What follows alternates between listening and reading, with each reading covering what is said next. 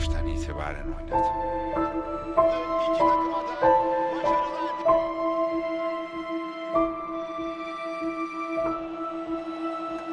Raşit'e ileriye doğru gönderdi. Bu arada Beşiktaş etkili geliyor. Gol pozisyonu ve gol.